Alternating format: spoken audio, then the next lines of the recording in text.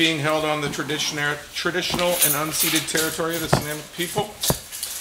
Transfer of items to the open meeting agenda. We have, what do we have to transfer to the open agenda? Correspondence, thank you. Correspondence,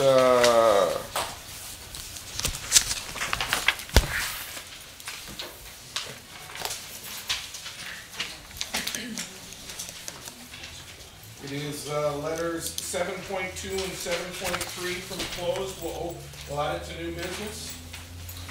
Both under the same topic. Yes, under transportation. We'll add it to new business under 15.1.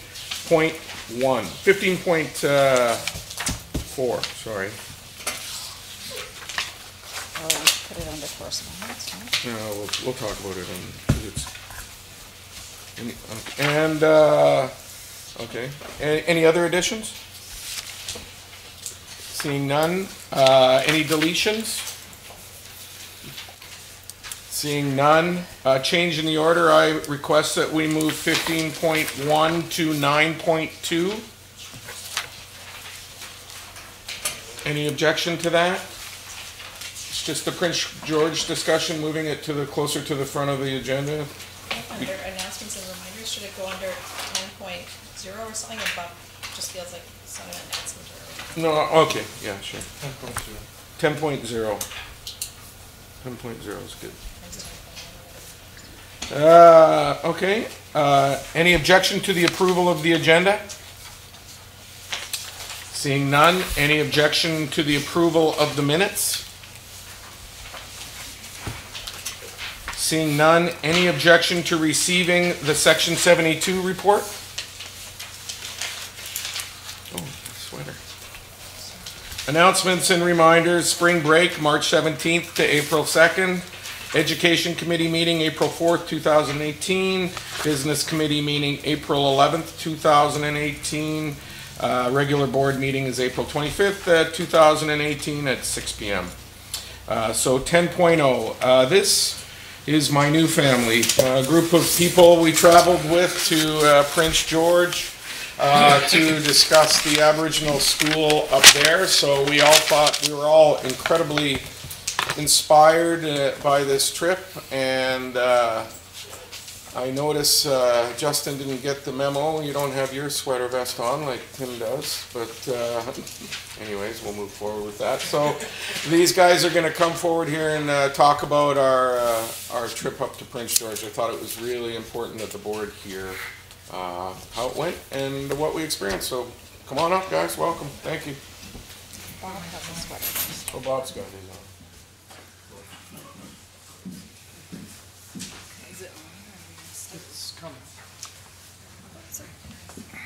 Maybe introduce everybody.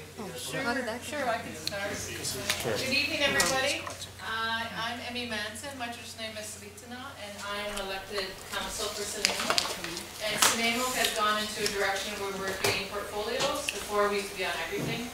And so myself and Kate Good are going to be education portfolio. So this was a good launch for us. Some of you don't know who I am, but I've been active in my community. I'm passionate about education because it's changed my life. And I actually work at VIU supporting Indigenous university students. And so I'm excited. I was a product of the School District 68, and my kids have been a product, or whatever you want to call us. And my son is still in school in Bayview, and so I have a keen interest in making sure Indigenous students are successful.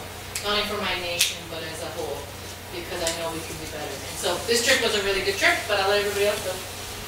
I'm Justin Green. I'm the Vice President for the Nanaimo District Teachers Association. I'm also a grade 3-4 teacher at McGirr, and sometimes a district coordinator for assessment and reporting. What I have here, just before I bounce it off to Rob, is some slides. Now, the slides we're not speaking to. They're just in the backdrop for you to absorb and have a look at. I was thoroughly impressed to see you did one slide per page in your entire document, which just seems incredible. But if you miss it and you didn't quite get to read it, it'll come around again. So don't worry about that so much. We're going to be telling mostly about our story, about what we experienced there. This is just a backdrop to give you a bit of visual context. And Rob. Yeah, I'm Rob Sfair, the president for the Support Staff Workers, full-time officer. And it was a pleasure going up there with this group. It was enlightening. It was a total experience that you could not have done unless you were actually there. Trying to visualize it or do something through books or papers or something else and seeing how it was would not have given it justice. So I was actually proud that I was, and honored that I got an opportunity to go with this group. Hi, good evening. Kevin Brand. I'm the current principal at Bayview Elementary School. I also have a role with ENSA as a professional learning chair with that group as well. I think every day that I work in Nanaimo Ladysmith Public Schools, I think I'm honored to live and work with the people that I live and work with, and I'm a learner first, and so I look at this trip in the same way. As Steve said, the new family here, this is something that was a trip of a lifetime to be able to connect on a deeper level with some people that gave me a lot personally, but professionally as well, and as you'll see as we share, just a really tremendous opportunity and a real starting point to move forward in a good way. So, sorry to clarify, to continue moving forward in a good way, because this is not work that is needing to be started, it's work that needs to be continued. So. Hi everyone, I'm Ann Tenney. I'm the VP of ABED and a member of Stamanas First Nation. So we attended along with Steve and Tim and Nancy Seward and Kate Good. And I think one of the best things that came out of this is, you know, we were only gone for 2 days, but we refer to ourselves as the Prince George family now. Us, but also the people who spent time with us from Prince George over those 2 days. They hosted us in such a lovely way. So I think I'll just give a bit of an overview, and then people can share what stood out to them about that, about our trip. So it was last week. We left last Wednesday, and we had a full day Thursday with the crew from Prince George at their ABED building, and then on Friday we toured their Aboriginal School of Choice before traveling back. We went up there to learn about a different model. Like, what does an Aboriginal School of Choice look like? And this is a school that has been in place for several years. How did they get it to that stage? Initiatives like this take a lot of work, they take a lot of planning and a lot of consultation. And they very openly shared with us their journey. They shared with us the things that went really well. They also shared with us their challenges, and they gave us advice of things we should do and things we shouldn't do if we're going to consider doing something like this in our district. Really, I can't say enough good things about it.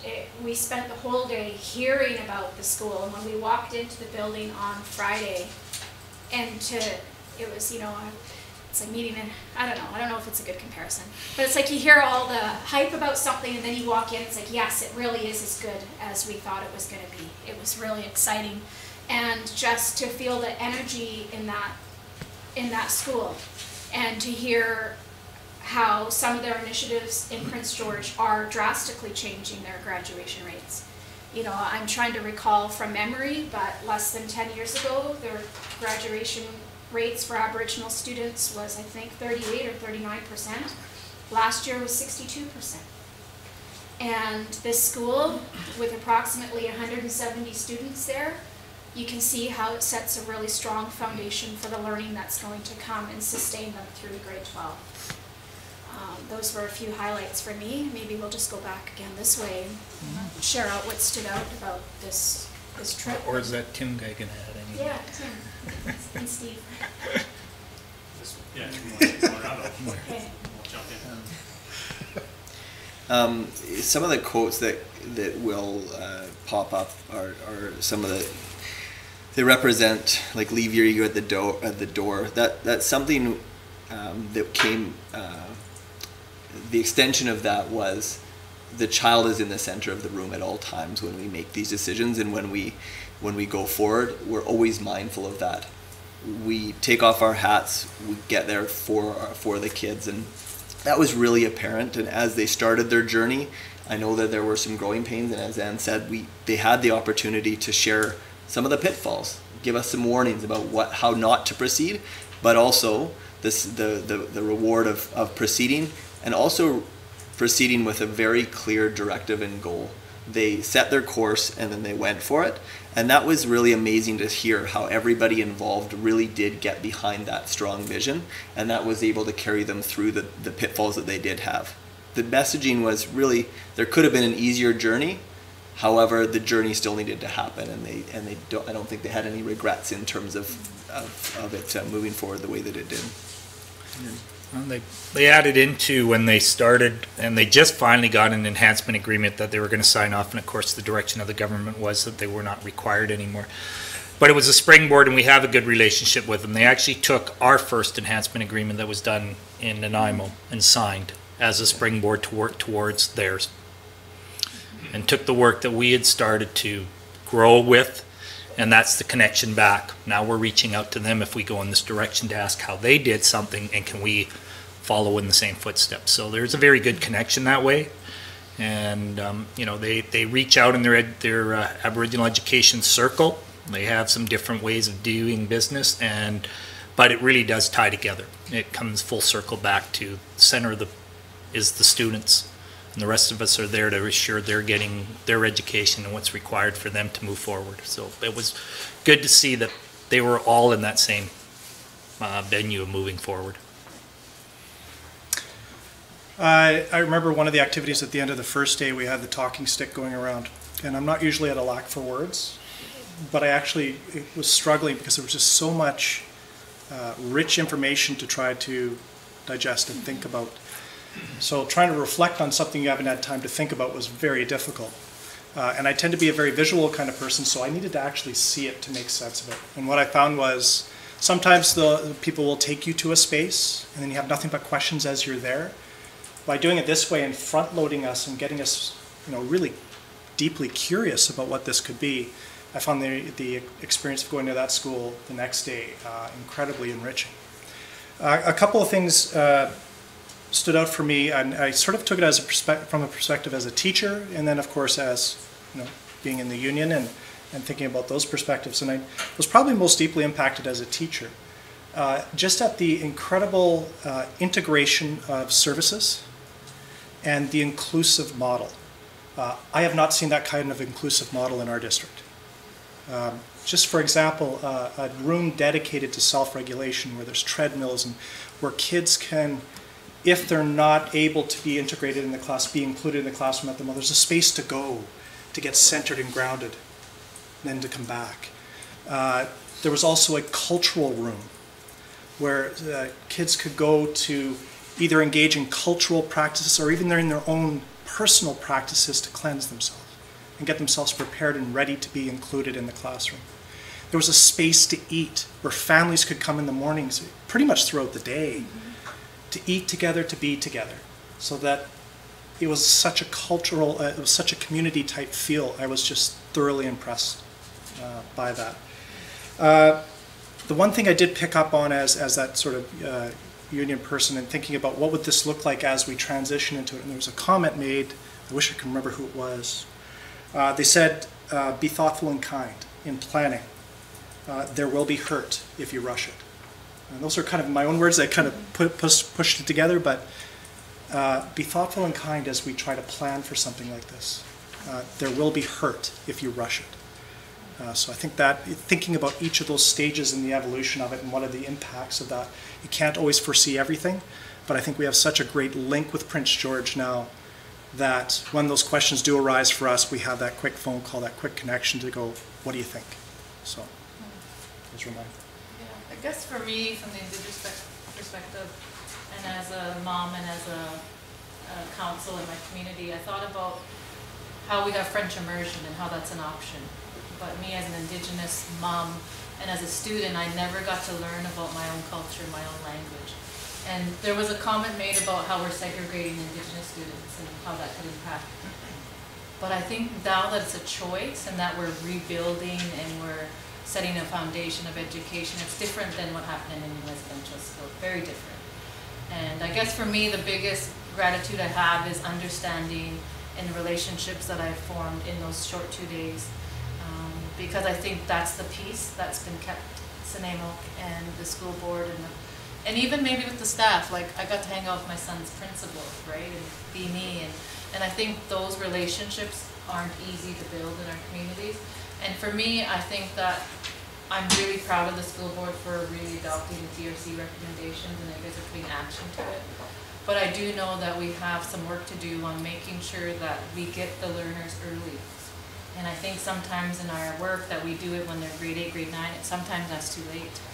And I guess for me, seeing a lot of the people who are coming up to the VIU, a lot of them are coming with the, is it called green something?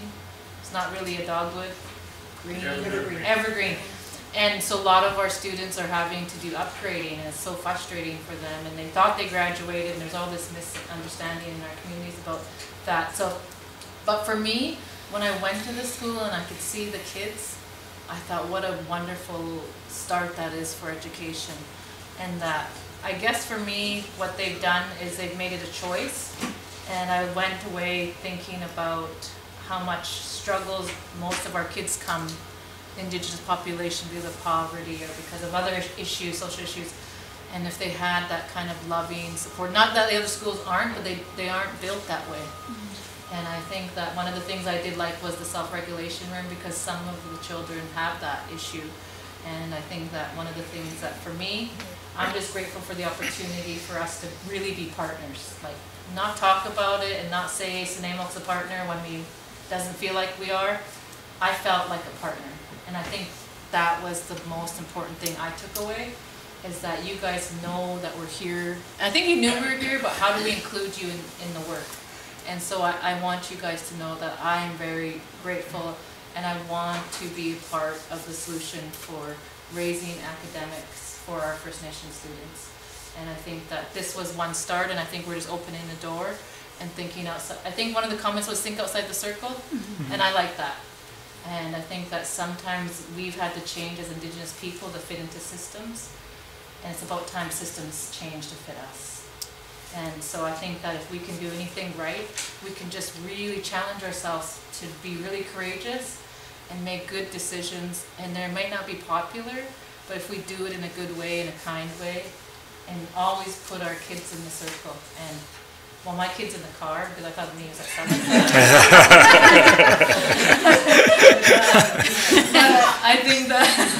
I think that one of the things for me, I'm just really grateful for the commitment of your staff. What I've seen, and not that I didn't think that, but being with them and hearing them speak, and even some of us crying, and it was okay to be vulnerable, that showed me that this is more than a job for most of you, or all of you. But I think that for me as a mom, as a council member, I'm really proud of this.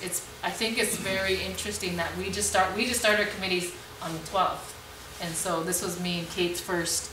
And Nancy and Kate send their regrets, and Nancy just wanted me to remind about the children in the circle, and grateful for the opportunity. So thank you.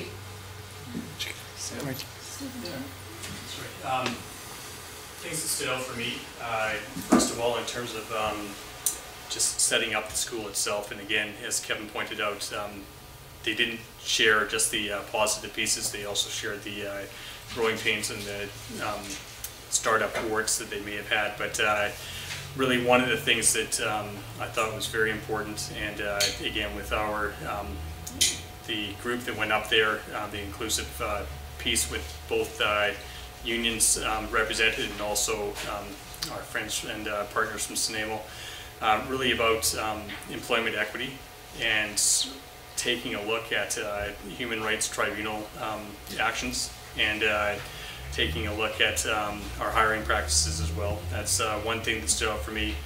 Another piece that really stood out, and we had a very nice opportunity on Wednesday morning to meet with Joan Brown, Executive Director for Sineamo, came up and met with a few of us here, and she spoke about the connection to the land, and really in terms of foundational practice for this program, that was very evident. Another piece that I thought really tied into some of the work that's already happening, as Kevin mentioned, within many of our schools, but it was also a strong foundational piece for this school, was really around restorative practices and restitution. So that welcoming piece to bring people into the school, make them feel comfortable, and if there are issues that arise between individuals, it's really putting the issue at the center of the circle and dealing with issues from the heart. And I thought that was very important. It's not just about policy and about discipline, but it's about making people feel welcome in that school community at all times. So those are the pieces that stood out for me. And again, as has already been shared, I had a wonderful time with the group that went up there, and it was really nice to make those relational connections with the group. And our hosts were extremely gracious to us. So thank you. Yeah, thank you. You guys all summed up everything that I wanted to say and more. I know for me, the biggest part for me that I came away with it was the relationships that we built together. You know, when we talk about being a family, it really feels like one. You know, I'm pissed off at my brother Tim most of the time for mostly everything, but he's like part of our family, you know, and I'm... And you did give his driver's license back. Yeah, I did give his driver's license back eventually. I don't know how that got there, but, you know, this is serious stuff. And, you know, like Emmy says, I'm so grateful that our partners at the SFN came. I'm so grateful that our union brothers came in. I'm so grateful to you for organizing this whole thing. And Kevin, I am grateful for you for coming in there. And you know, your school faces a lot of the same challenges that their schools face. But what we came out of it, we came out with a lot stronger. And, you know, we're going to have a debrief meeting and talk about action plans moving forward. And we need to do that sooner than later. And, you know, one of the things I talked about with Emmy up there was coming back to the table, you know, during the Education and Business Committee. We've missed them. We want you back. So Emmy is happy to come and take part in that again, which is fantastic news. But I just want to say from the deep bottom of my heart how much I enjoyed spending time with you guys. So thank you. I know you guys all want to go somewhere with me now. Ski, after that manly discussion, my bubbling buddy, Steve, Scott, and I were at the ground turning yesterday, and as a trustee, it was wonderful to hear at least 4 times and maybe 5 or 6 from councillors and elders speaking before the sod was turned, talking about the partnership in this school, the partnership with the school board. They were delighted the school board was there.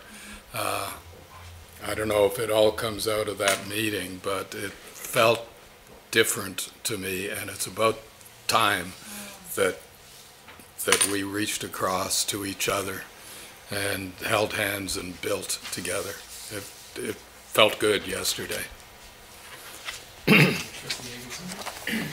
Maybe I missed this because I was focusing on all sorts of things and making notes, but when you talk about it being a choice, is it a choice for non-Indigenous students as well? Yeah. So that's, I think it sounds like such a wonderful program, you know. So what comes back here? What comes of this? How do we keep this and bottle it and spread it and you know, not necessarily all the things that you just saw there, because some things, you know, aren't, but how do we take this feeling?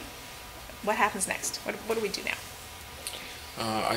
John, you can go ahead, speak to that, Tim, or whatever you guys want. So maybe I can go here.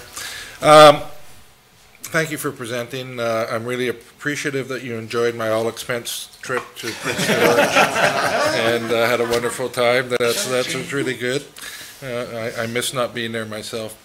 I just wanted to state there will be expectations for you guys as we move along here, right?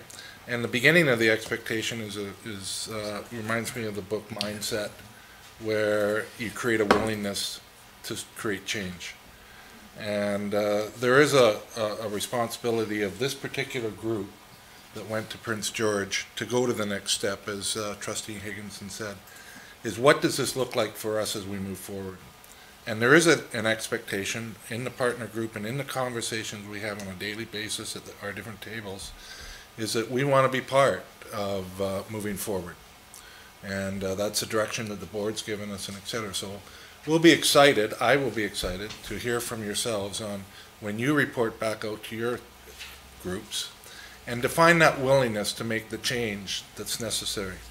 And when the willingness is created, you work around the blocks and you're undaunted towards the final goal, right? And that final goal is too important for us as a school district, for our children in the school district, and those types of things. So unknowingly, the free trip to Prince George is going to cost you dearly.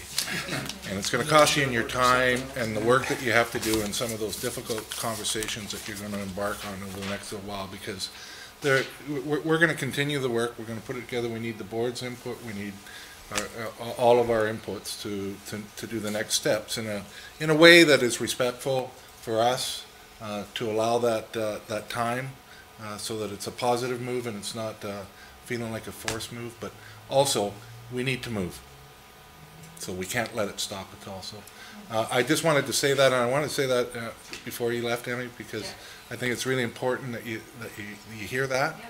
And it's not an easy journey. It's not going to be. We know that. And yeah. And so I hope that answers a little bit of the question. I know Tim got up to state it as well. I just, if I could, before you, Tim, I just want to comment on that, John, because as you said about leading the path, and I think we put the slide in my presentation about the blanket exercise and about the stuff we're willing to work with to try to get as many people understanding.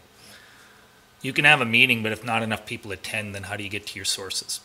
And this is, as I said, you know, when you leap out there and we did the blanket exercise, you couldn't hear a pin drop. And that it actually was probably 250 plus people that participated. So that is starting the build the trust and look at how things were done and how to look at things differently.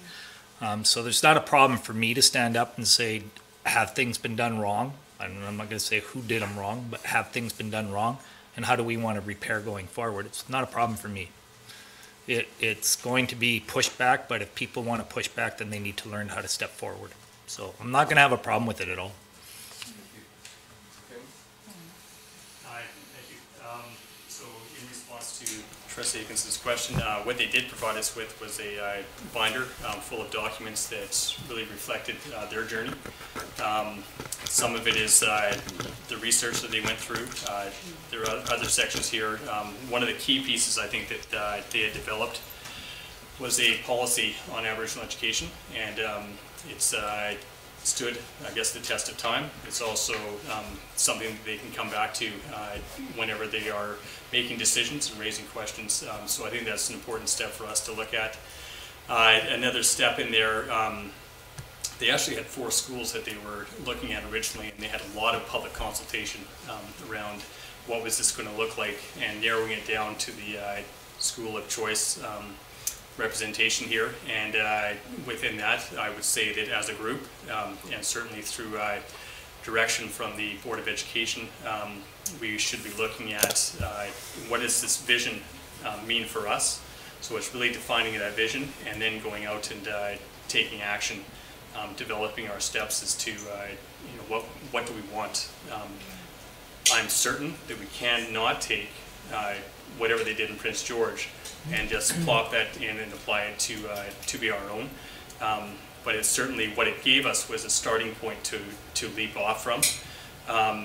As Superintendent Blaine pointed out, it's establishing that will, and now we have some work to do moving forward. So there are a lot of different ideas that they brought forward to us in terms of actions, and I think as a group we can start to define those and bring those back through the Board of Education in terms of helping us set that direction for next steps.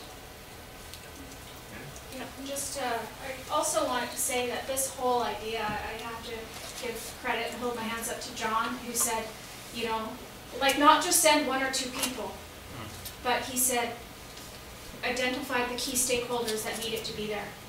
And I think sending up a large group like this, it's like it showed our counterparts in Prince George that we're taking this very seriously, because we sent some of the strongest people in this district to go up there as a collective, and that they were impressed by that. to see the size of a group, and that we all of us took this time out of our busy schedules and made it a priority. And you know, and our hosts in Prince George, they took the time out of their busy schedules to host us for a full 2 days. And I said in one of our talking circles, I said, you know, we could have tried this thing over Skype or a conference call. It wouldn't have been the same. We needed to be there, and we needed to be there as a group. And the relationships that have been strengthened through this are they're going to pay off for such a long time to come. It's really given us ideas and motivation to continue moving forward, because this work is challenging for all of us and all of the different ways that we represent the district and community and families. But at least now we feel more strongly unified as a cohesive family than we did before. I think that's been one of the biggest benefits of the whole thing. So thank you. Yeah, a quick question. Do you know what percentage of the students were non-Aboriginal, and what was their success rate like? There were 90% students of Aboriginal ancestry in the school, so 10% non-Aboriginal. And I don't know about those particular numbers, but I do know that their first Ks that started at the school are just finishing grade 7 now. So they're just about to see this progression, this full elementary experience starting to lead into their secondary schools. And those same 10% are still there in grade 7? That's my understanding, was 90% and 10. Good. One of the things I found interesting was that they had their Aboriginal department held in a different building altogether. And when I first heard that, I thought, oh, that's not very efficient. But I can't imagine not doing that. You know, it gave the program identity. It gave it a standalone presence that I immediately, we all thought of somewhere where we could put that, and maybe we can, maybe we can't. We'll see how it goes. But it was something that really struck me is, you know, how they do it. They have the way they fund it than we do. It's decentralized versus centralized funding, and all the Aboriginal dollars go into that particular spot and then spread out. But you know, I think we can work through all those challenging challenges. We as a group will put together a list of what we think would be good recommendations to bring back here. But anyway, it was fantastic. Stephanie, Trustee Higginson, sorry. When you talk about the kids transitioning now, so they've had this really beautiful experience. It sounds beautiful. What's the transition plan? Because we know what happens sometimes when kids transition from these really great programs into secondary. Did you see that or investigate that or talk about that, or maybe it was just kind of outside of the purview of the trip? That would have been day 3. We did ask them though, what they're doing with the segments, and that's an issue like across, so, because I work at the university, and that's been what, so we've been identifying gaps, and transition from grade 7 to grade 8 is an issue across the board. Yeah. But I think if they have a foundation and there's teachers who care about them and love them, I think it'll be easier. But I see what you mean if they're going to a bigger school and they're getting broken up and going to classes. But I think that I'm hoping that they got the coping skills to be able to be successful. So that's what I really took away from that. It wasn't just about the brain. But they were doing their spirit, their heart. They were teaching about emotional intelligence, and I think that's the piece that we're not teaching our kids enough about resiliency and about coping skills and about life isn't easy, and it's not gonna be easier just because you know 7 times 7. But we need to teach them how to deal with anxiety and how to connect with humans, because my little guy is a gamer and an iPad, and we left his game at home just for an hour, and it was like conversation every 20 minutes. We should have went and got my iPad. You know? But I think those pieces, that's what I see there. They were happy kids. That's what I will always remember, is the kids were happy. I'm not saying the kids aren't happy, but I know I don't know what I was expecting, but their energy was they were happy, they were excited to see us, they looked us in the eyes, they didn't have the shame that I remember being a little kid and not being able to do that. Just to add to that in terms of the emotional intelligence, but also the maybe spiritual connection that they had made. And it was already mentioned, one of the rooms had some traditional type healing practices, I guess, conducted in there. One of the tables there was a abalone shell with some, it wasn't sage, but something that they could burn, and so the adult would supervise that, but the students were able to actually go in there and do the burning. Another story, and sort of lagged behind taking pictures, but I was talking to one of the people that worked in the building, and she was talking about a grade 2 student who was, what do you call it, with the feather, cleansing, I guess, or brushing. Yeah, and on another student, and this teacher had said, you know, I never taught you that, how did you learn it? And this student said, you know, the person that they were actually brushing had taught it to them. So these traditions were being passed on, but not just from the adults to the students, but within the students themselves. So really important in terms of that healing and also the resiliency that Emmy speaks to. Sorry, Ken. Yeah, just to jump in there, I think one of the things that was really remarkable about this trip was not just that we got a chance to be at the choice school, but they really did just open up their cupboards and their binders and showed us their whole district and how it all works together.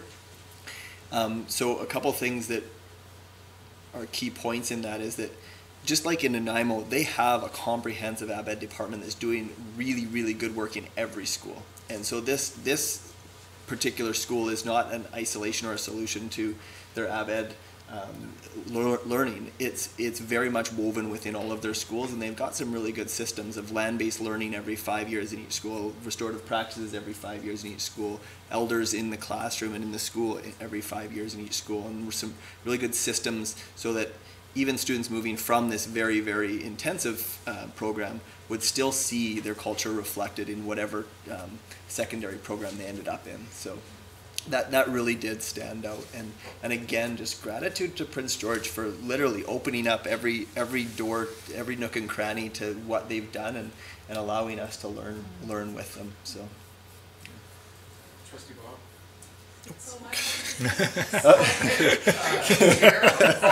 Point of order. Sorry. Kevin can speak for me if he'd like. Actually, you touched on what my question was going to be, and that is, in a larger sense for the whole entire school district, what percentage of Aboriginal students are being serviced by this school of choice, and how is that reflective of the learning going on in the other schools, and what are the barriers for participation for this school? Is there a waiting list? Is it a very popular program that is having a scalability? And what are their next steps? What do they hope to accomplish next? Where do they want to go with their program? There were about 5 questions in that. Yeah, I know. I had to get. The one part I noticed, and it's to bridge off what Kevin was saying, they have families of schools, all based on the secondary, and each of those family of schools targets a certain Foci, area, they call foci of culture for a year, and they get a coordinator within the ABED department that works specifically with those schools, and they rotate. So every 5 years, you will get all five foci within the school to really expand upon cultural understanding and Aboriginal traditions, and it seems so simple once you saw it, and then you realize the kind of scale of it. So I think their programming, while there's a choice school, is very much a very broad approach to the whole entire district. Yeah. That answered one of your questions. And what's their Aboriginal population within the whole? 3,400. 3,400, and they have about the same amount of students as us, maybe a So I few think more. it's 30% of the overall Yeah. student population. Okay. And it's unique as well, like much like Nanaimo, Prince George is that service hub, as we know, and so the Cheidli Tene and the Cloud Lake Indian Band are the two nations that are represented by the student body in the school district. However, they do serve a number of urban Aboriginal families that come from all over the north, and of course in the province, like as we do. And so it was some of the leadership of the district as well incorporated some of those understandings. So it wasn't just unique to the local nations, although there certainly was that consultation piece with them as well. So again, looking at that specific site that they ended up choosing, the neighborhood itself reflected the demographic that that it was in this school as well. And so again, I think, as Tim said, it's not necessarily that we can take that model and adopt it, but certainly that's what worked for them, and through that consultation piece they were able to identify from the four which one seemed to be the most seamless transition. Great. Trustee Bowen? My question just is in regards to the governance structure, like how local First Nations voice and urban Aboriginal voice is reflected in their governance structure. Did you get a sense on how, do they have something comparable to the Leaders for Learning, or do they have, what does that look like? They have an Aboriginal Education Council as well, and just really thorough research and consultation that goes into everything they do. And they go back, like some of the reports that were, like the binder that Tim showed you, each of us received one of those, which I thought was really great. But they hang on to the research that was done in 1995, the research that was done in 2007, and ongoing. So they're looking at all of their research, and they're looking at, well, what did the findings tell us back in the 90s? What did we do? What didn't we do? So they're never losing sight of that history, and those stories continue to influence the work that they're doing today. So I really, that was one thing that stood out to me, was just how comprehensive the work is and the longevity of it.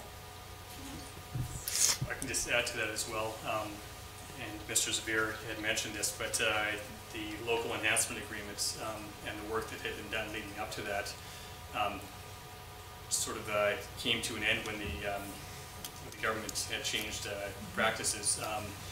But they didn't want to lose that work, and they didn't want to lose the consultation with the local First Nations and the important work that had been done. So what they did was they actually embedded that work right into the strategic plan for the district. And so in various ways it's reflected throughout their document as a strategic plan.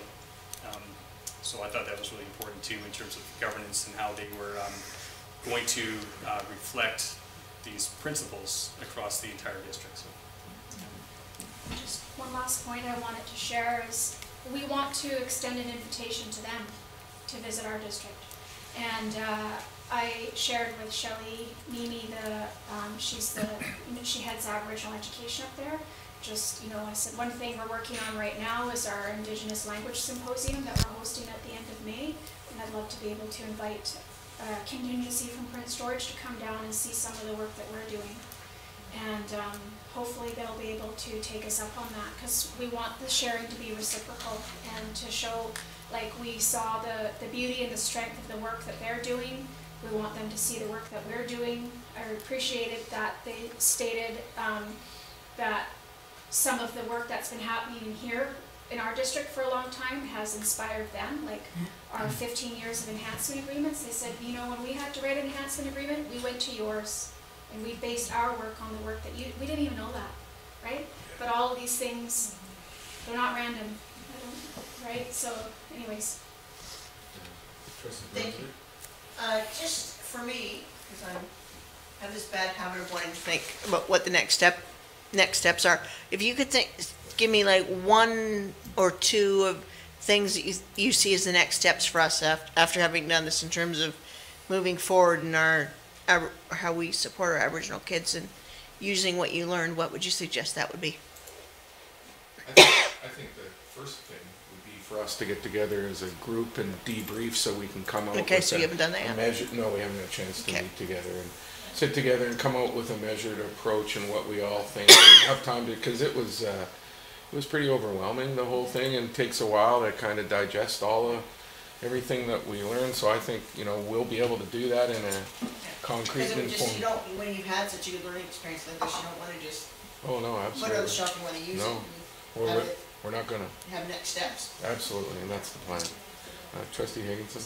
I'll pass. Thank you. All right. Anybody else? Listen, guys, thanks. Thank you very much for sharing your time with us tonight, and we'll organize a meeting. Right, Tim? Yeah. And just one quick comment. The next time you come, bring a box of Kleenex for the chair. I got a box right there. I'm good. Accountability is powerful. Yeah. Tim, if you'd like us to look at a choice school in Hawaii. Actually, New Zealand. But Prince George, we were able to still have a lot of fun at Prince George. Yes, we So, did, for sure. have fun. Next time we'll talk about, Anne's room. Probably there's more for Prince George than I would have got out of Phoenix. Yeah, there you go. Well, thank you guys, thank you. Thank you very much. Never, you might get out of the car. Bye, guys. Yeah, see you, Amy. Thanks. Rob, you're up next. All right, we'll go from stardom to, oh boy.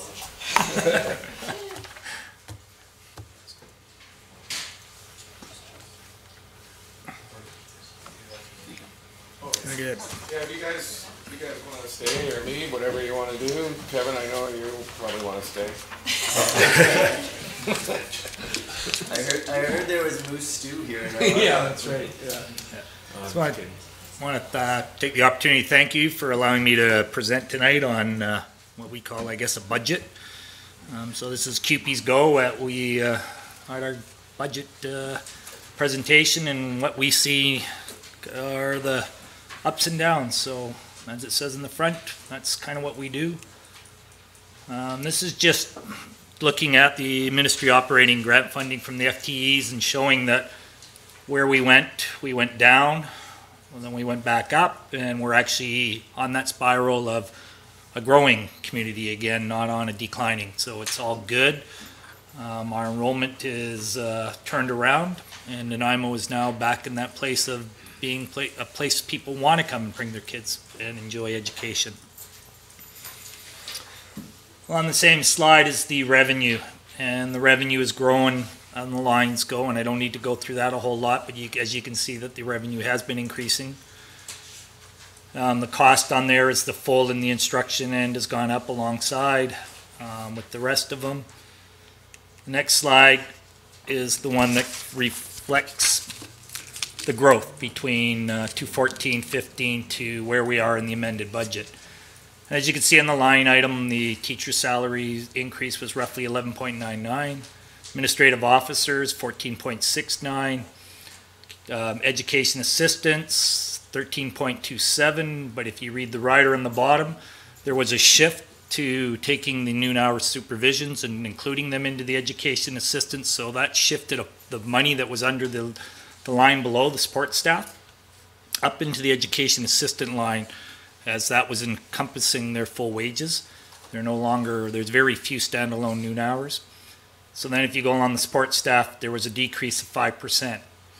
Now I didn't put it in there, but if you take the two together and actually total the amounts of money, the total increase to support staff was 2.25%. So although we grew by 2.25% overall in the support staff area.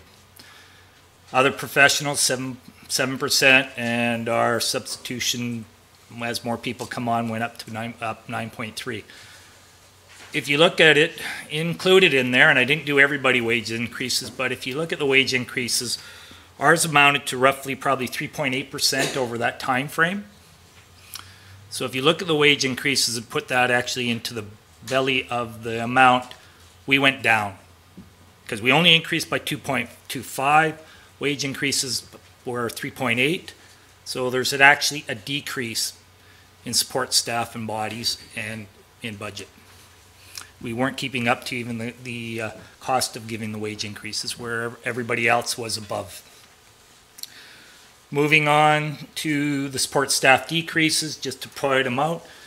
They aren't just necessarily bodies. There's an increasing the clerical formula, student ratio. There was an elimination as the noon hours, as I pointed out earlier. School Sec 1s was a reduction in work weeks from the previous down to, well, schools and bases. 2 week spring break was faced. Maintenance operations, I'll just put that slide out there. My ed was brought on with no additional training for people, and there was times and hard struggling. And our cartage and stores was reduced at the same time. And there's the one from the Becoming Sustainable. That's the 2-year plan. That's the maintenance cuts that were taken over the period of time. So then I'll move into the AGF and other funding, this is important that I put this out here, is because not only do we come mainly from the operation funding, there is substantial amount of money that keeps QP workers in the trades working under the AFG. And as you can see there, this is total outside contractors work, was $3,860,000.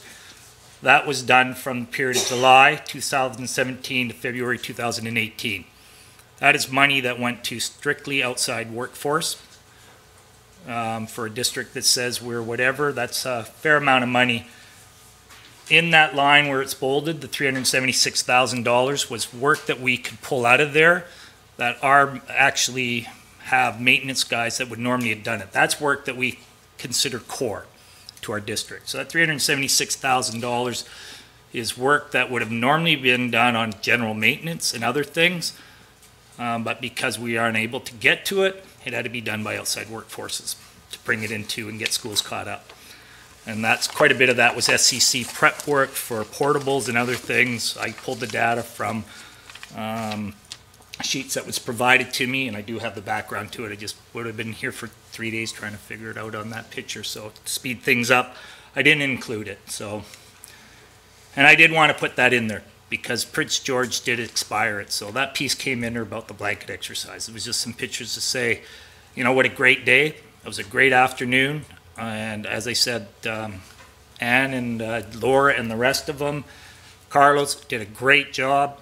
You couldn't hear a pin drop in that place. There was very little background noise. Everybody was paying attention to what was going on. And I heard back from the circles that when they go around and they were doing that, they were intense. I think Anne kept them the longest.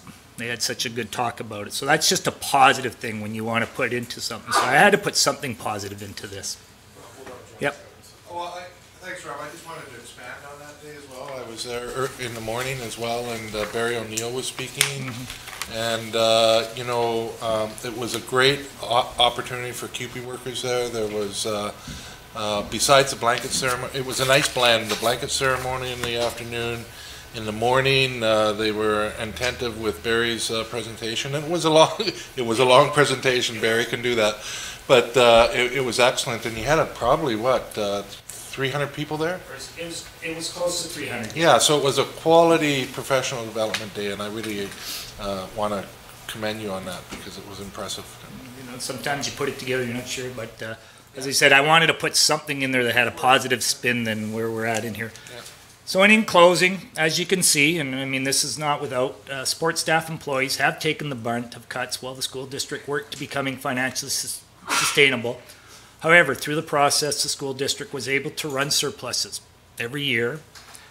Now that we've turned the corner and we are a growing district, QP would ask the Board of Education look at the areas where the cuts, and start rebuilding these services. As we know from the previous presentations, these areas are not receiving the stability and services our students deserve.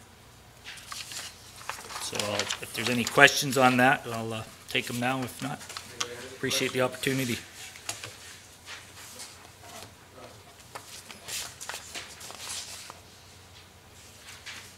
Hold on a second. Yep.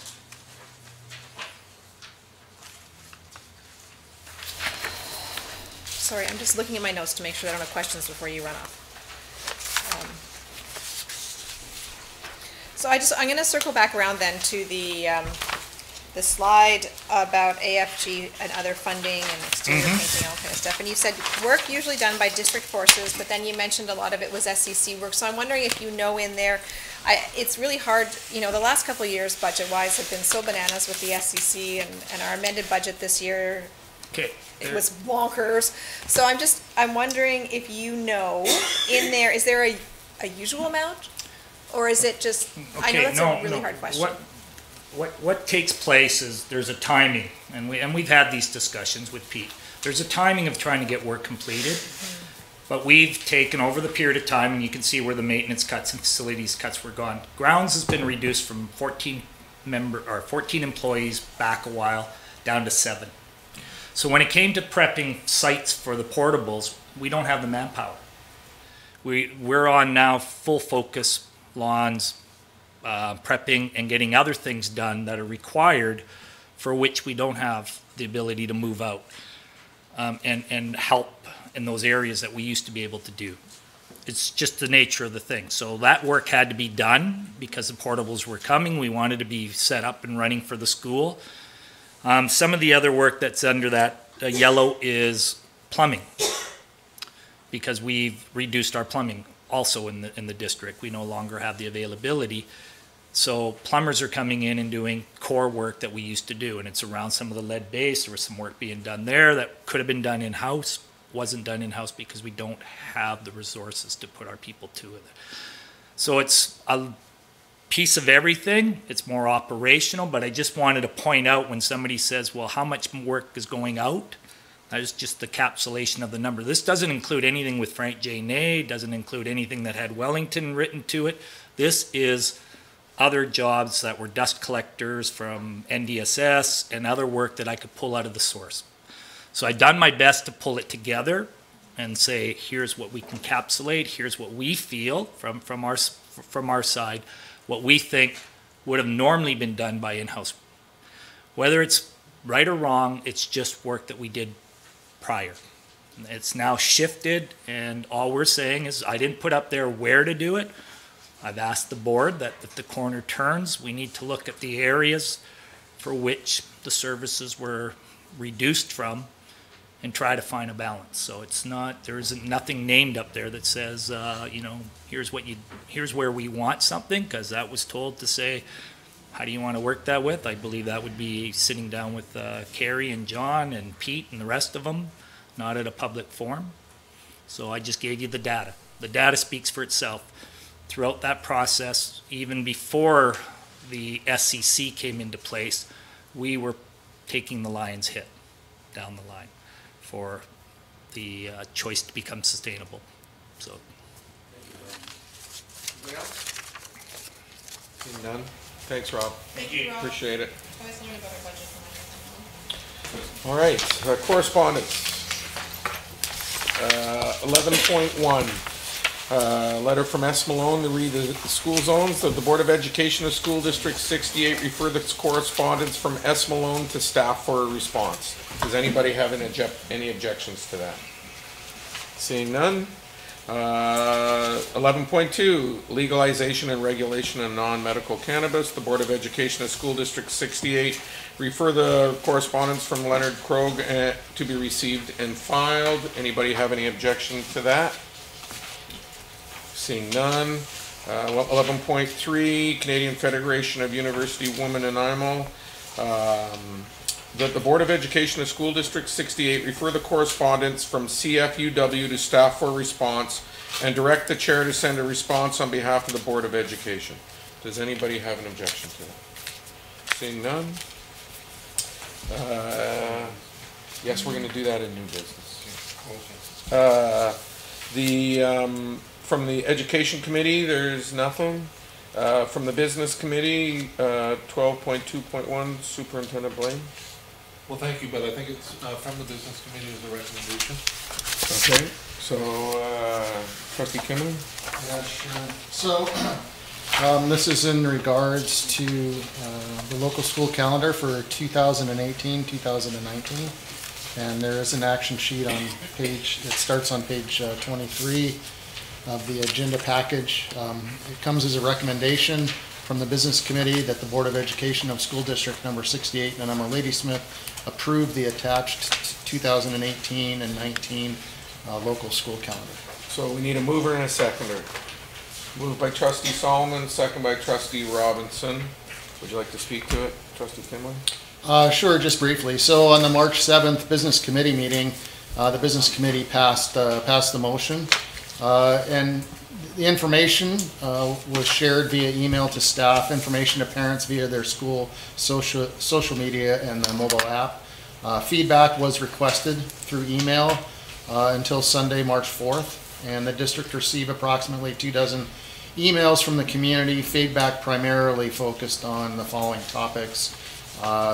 Some parents suggested placement of professional development and non-instructional days. winter break should begin earlier. A lot of people felt that it came too closely right before the actual 25th of December, and there were concerns about minimum instructional hours. Superintendent Blaine? Just to complete the circle, to let the board know that we've completed our discussions with the NEC, QP, and that's not padlock. I know I spoke with the vice president of QP last week on this, if there are any issues to come forward with that. And so we've completed those conversations and et cetera, and so we can move this forward as a non-draft and move it forward to the board. Anybody else? All in favor? Opposed? Carried unanimously. Thank you. Senior staff reports, 13.1, Superintendent Blaine, and Director of Communications, and whatever else the rest of his title is, Burgos. So I will refer to Mr. Burgos. I was very excited when he reported to me, so I asked him to present this briefly for the board on the success of the thought exchange process and the number of contacts we made out there in the community. It is probably the most successful, other than some consultations around school closures, of people coming out and voicing their opinion that we've had since my experience at the board office. And there's significant numbers, so I think we're starting to hit a mark there, and we need to, of course, continue to look and change and et cetera. So I'll turn it over to Dale. Thank you, Superintendent Blaine. Through the chair, like Superintendent Blaine had mentioned, there's been it's been a really good term for feedback in terms of thought exchange. It was opened February 21st and closed. We extended it to March the 9th. There were a couple schools that wanted to get it done, and so we let them have a couple days this week. So the numbers that you see tonight are preliminary, but they will change as the days go on. I'd like to share this with you. So across 35 processes, in the adult exchange, we had a total of 1,000 participants, and this is for the adult side. The reason why we got a little bit more than we normally do for this type of participation is we had contacted the parents directly. That's something that we've done differently, whereas we've asked the schools to share the information with the parents. This way, we just wanted to give it to the parents directly. So of those who accessed the exchange, 819 actively participated, 489 shared 1,199 thoughts, and 388 people rated those thoughts. And let me break this down and explain what those thoughts and flags and so on and so forth mean. So some of you are parents in this room, so you may have received the thought exchange engagement email. And what it looks like is there were 5 preliminary questions, but then the big question was, there was just one question, and it was what works great in your school and what needs to be improved in your child's school. And when it comes down to it, like it says there, 489 shared 1,199 thoughts. So that's basically them giving their feedback, and then 388 people saw that feedback within their school community and rated those thoughts between a 1 to 5 star. Now, a couple weeks from now, we will have the results of the entire exchange. We'll see the high-level thoughts, what was important. I have actually pulled some of them, and I'm going to show them to you right away on another slide, just as some examples. Now for the student exchange, again, 35 of the processes in the student exchange, there was a total of 1,847 participants. I could tell the other day that John Barsby just completed theirs, so there's going to be a bigger number. Now those who accessed the exchange, 1,760 actively participated, almost 1,300 students shared almost 3,000 thoughts, and over 1,000 students rated those thoughts. Okay? Here are some examples of the adult exchange. Might be a little small for some of you, but I'll read them out really quickly here. So this is an example. The top one here is an example from an adult of a quarter-way student. The good teachers should be thanked for their hard work and dedication. These teachers literally change the lives of their students. We need to return to letter grades and percentages at a minimum. Stop blocking teachers from including percentages on the current report cards. Kids are motivated by improving on their past grade percentage. They want this information. Poll high school kids to see what they think. I'll let you read the last couple here. I don't have to go through all of them. But again, just really good thoughts. They varied. The parents, like I said, gave some really good thoughts. We'll get that final report in a few weeks, and then we'll be able to see what specific schools parents at specific schools had wanted to see out of their schools. For the student exchange, a little bit different. They wanted better Wi-Fi. The top one was because they couldn't even load the thought exchange. So that right there is a great example of why we wanted to do this thought exchange. We wanted to hear directly from the students. This will affect our budget planning and learning moving forward. The grading system is bad for college, university, or job when they see you got an applying for participating when before you could see that you worked hard for a 93A, right? The last one, everything I've been included in as an extracurricular and field trips has went well for me so far and has given me new or different perspective. So thoughts like that, and that's it. Those again are just some examples, but again, there's a top 50 that we could have chosen from to show today, but I just wanted to show you a cross-section. Thank you, Dale. Yeah, no So problem. I think a piece of that, if I could just carry it forward a little bit, is that we're already beginning at the East. Yesterday, I talked to the department heads about, or the groups about the thought exchange, and I asked them all to review it, to look at their budget strategies, to make sure some of these points were reflected in that, and if not, be able to answer those questions as we move along. I believe, Dale, you're going to have this ready, prepared for the board when we return after spring break, so the board will receive that information before we go into the budget process. And we already have access to the raw data, so as we're going through the spring break process of looking at creating the budget, we'll be reflecting on this information that we have here. So, Anybody else? Thoughts, questions, concerns? Trustee Kimmel? Yeah, that's great to see the engagement, and I think emailing parents directly probably resulted in a great uptake for that. Two thoughts. One is because it's school-based, obviously school-based administrators can look at that and utilize the information for their school. Yes. And it would be very interesting to see if there's common themes between schools that can be applied on a district-wide level. My thought or recommendation would be is if when going through these and incorporating them into the budget, if you could make a point of highlighting where we've made changes or where the information has impacted decisions, because I think it's really important for those people, if we want them to participate, is to have the ultimate decisions that we make be reflective of, not obviously can't be reflective of everything, but where we can, where it has influenced, to circle back and let people know that we're really utilizing these data to inform us. Through the chair, great comment by Trustee Kimmler. I agree. One of the comments that we hear from parents quite a bit is that we do survey them quite a bit, or we do ask them questions, but they don't see any results. So I agree with that, and I believe that we can do that with the final report.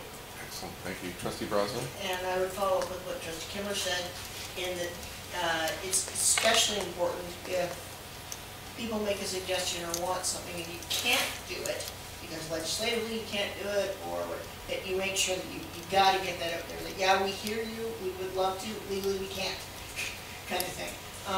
And I'll just, because I was asked to, the Wi-Fi issue is huge.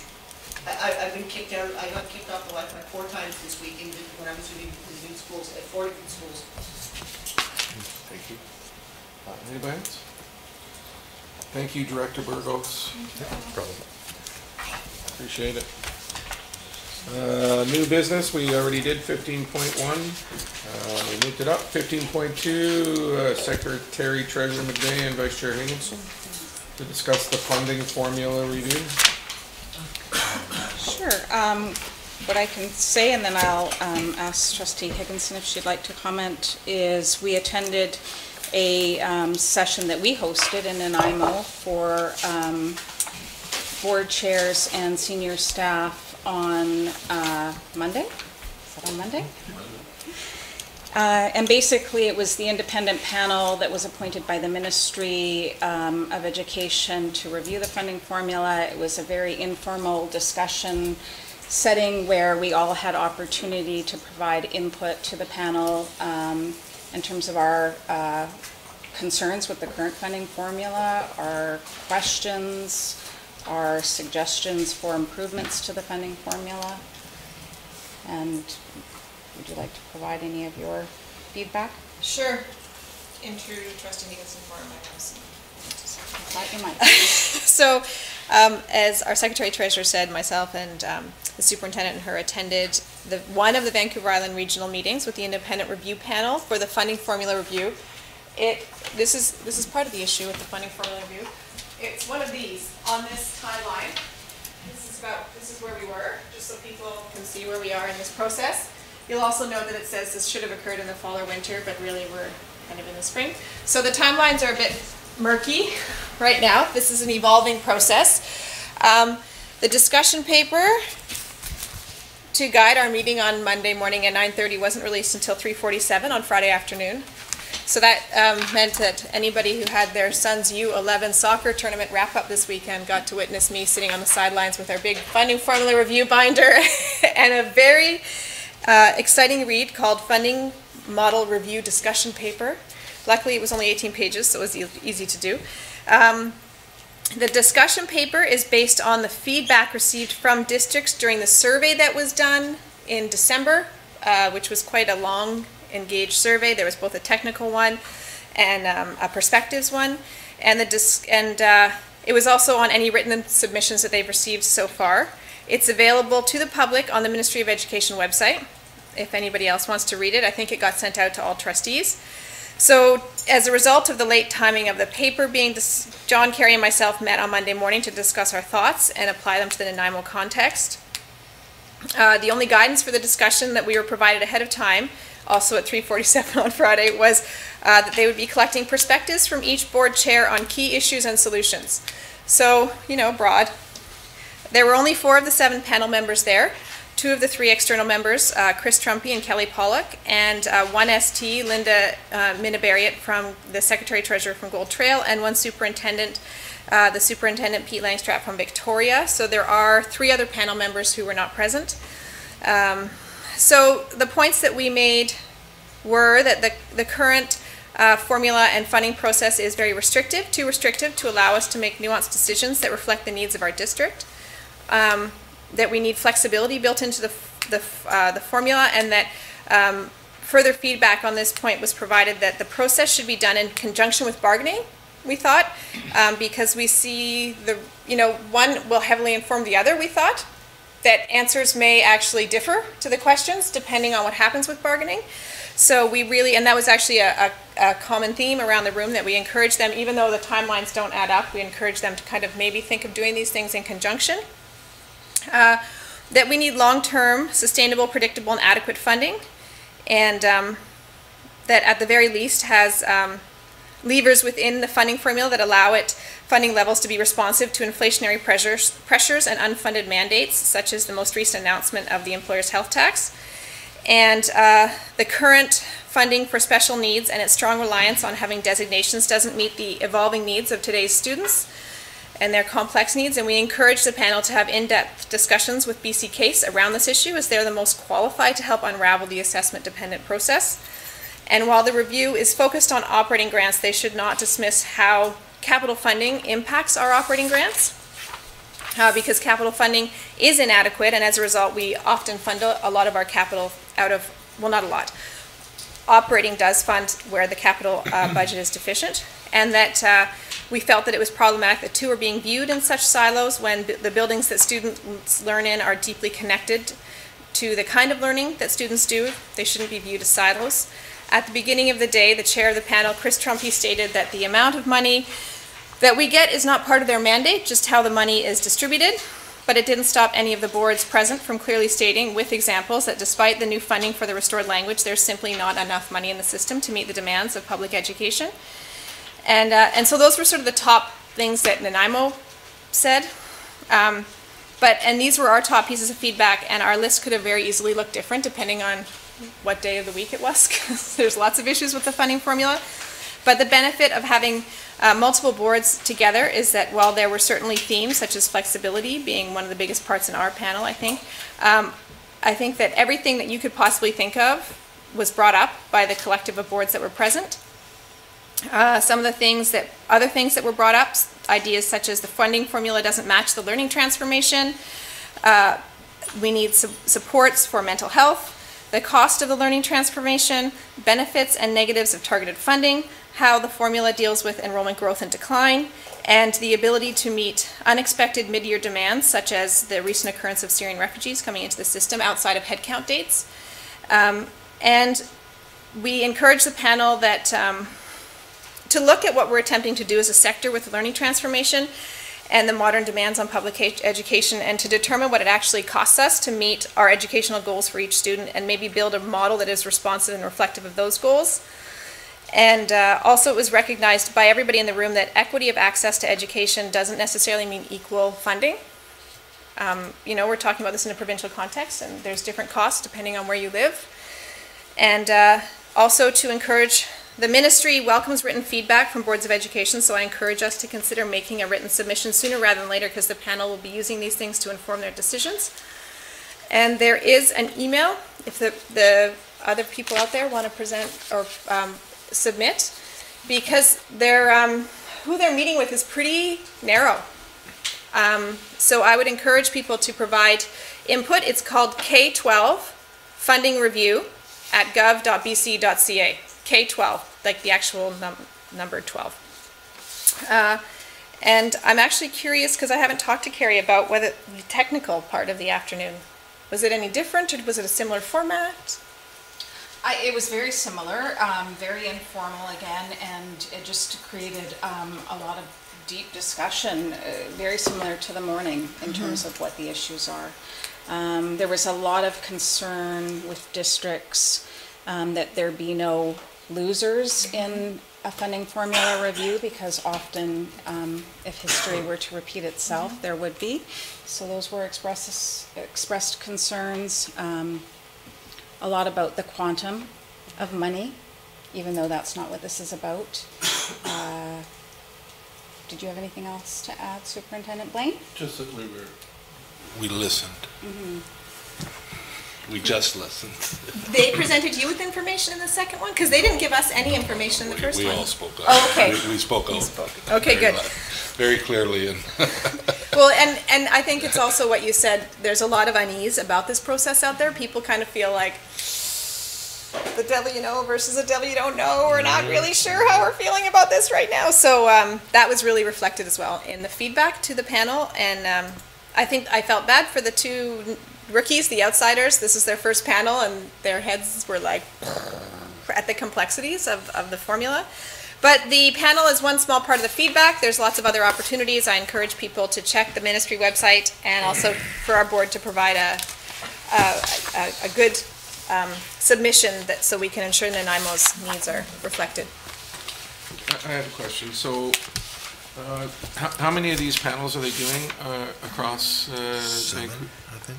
I think there's 10 or 11, and then one of those is a call-in, and then another one is being held at the BCSTA AGM around the same time, not actually at the AGM, because this is not a BCSTA event. This is a totally ministry thing, just for districts, because sometimes there's weather.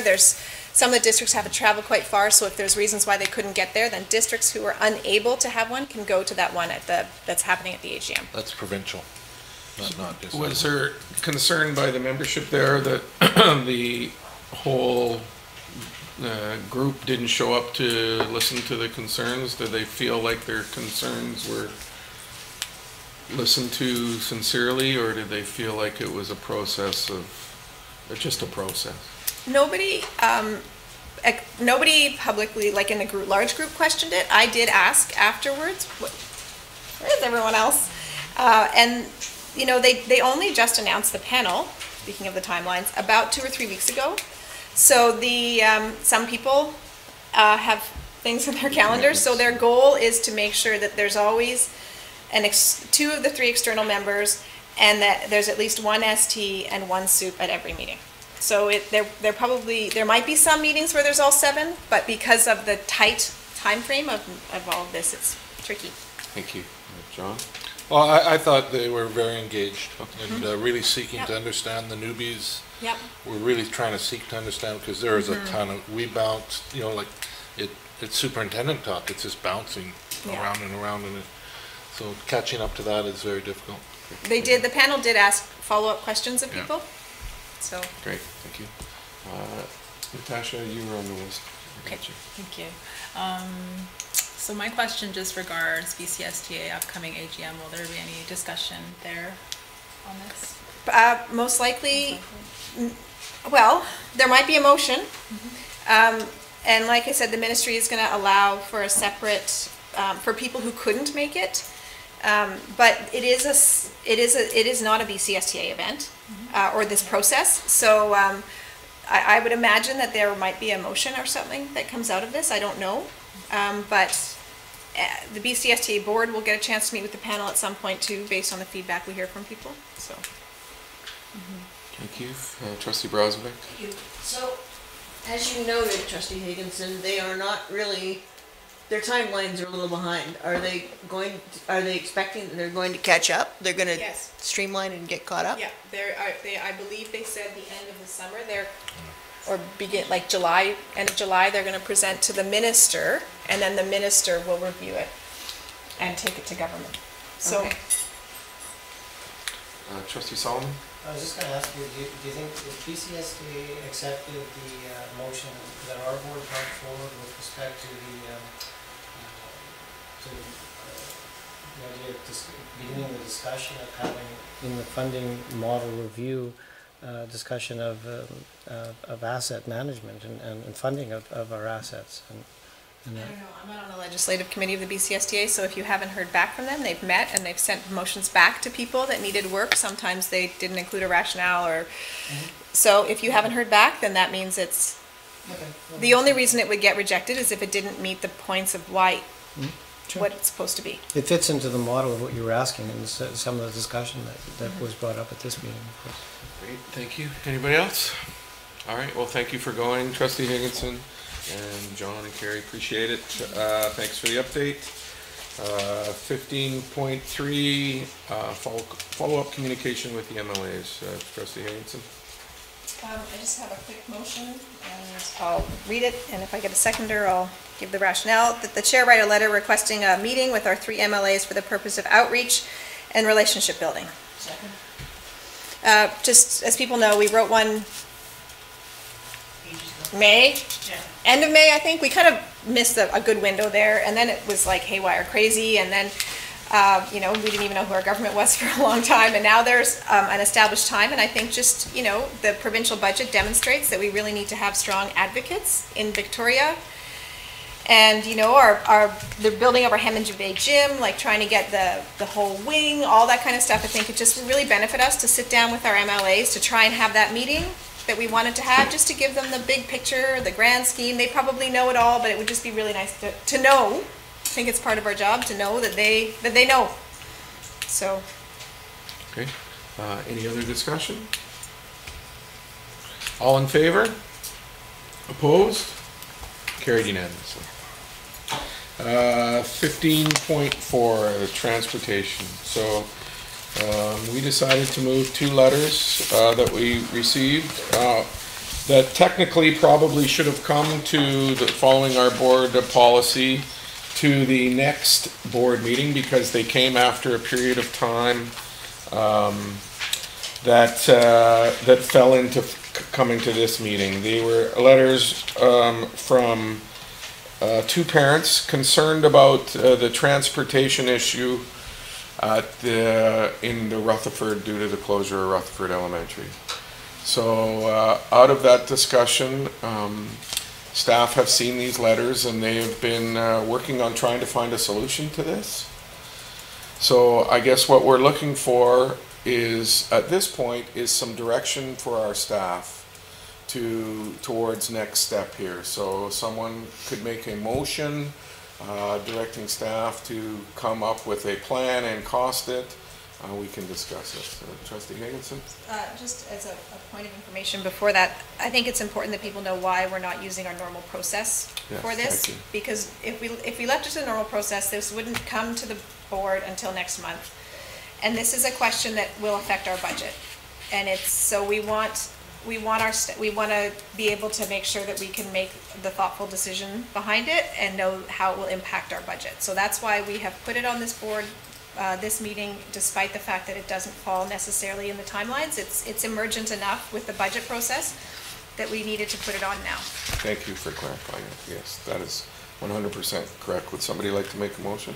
Yeah, I'd like to Trustee- make a motion that the board directs staff to investigate cost and ridership for a potential route to piggyback on top of routes we already have. Second by Trustee Brozovic. Any discussion? Trustee Brozovic? Well, yes, the school consolidation working group met on Monday, and there was concerns because a parent had sent a letter asking for a review of the route between Rutherford and Franknay, and interpreted it that was going to happen this year, and it turns out that was not intended to happen until next year. And given that, we just feel it's really important that we do it this way this time, so we can figure out what the options are and the costs, because there's real concern from parents that the walk is just too difficult, and with the congestion, people are going to be ending up driving their children and the congestion. So we just really need to know what our options would be for a bus for the children from Rutherford going to Franknay. And I think it's important for the public to know that this isn't, a show of support or not support. This is about us investigating the costs. And all the questions about whether it's the right thing to do or not, and how safe or not, all those types of things can be had once we hear from staff and get a staff recommendation on the issue. Yes, correct. Trustee Kimley? Yeah, and I just want to add to one of the letter writers that they had done a really good job doing their homework. And oftentimes when we get letters from parents, oftentimes it's just complaining about the situation that they're in. But this parent actually had done some homework and presented the possibility of, since we have an existing route there, of possibly adding to the existing route without a tremendous amount of financial cost to the district. And of course, we need to figure that out. But I do want to compliment that letter writer for the letter, because I think it helps. Any other discussion? All in favor? Opposed? Carried unanimously. Thank you. Actually, before we carry on from that, should we put a time on when we come back on that? I guess it's too late for that, but I think the intent is the next business committee meeting. Okay. So that when we return in April. Okay, thank you. Excellent. Board motions report. Anybody have any objection to receiving the board motions report? Vandalism report. Anybody have any objection to receiving the vandalism report? Seeing none, any questions? Jeff? No questions? Okay. Any objection to an adjournment? Seeing none, thank you, everybody. And a reminder to us that we will continue our other meeting in about 5 minutes here.